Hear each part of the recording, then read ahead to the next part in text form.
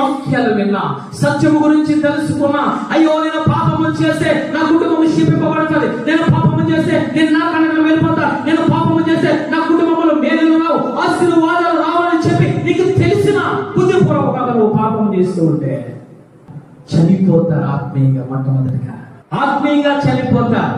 ఈరోజు కుటుంబాల్లో బిడ్డలో ఆత్మీయంగా చనిపోవడానికి, సంఘానికి రాకపోవడానికి, ఆశీర్వాదాలు పొందుకోలేకపోవడానికి గల కారణం ఏమిటో తెలుసా?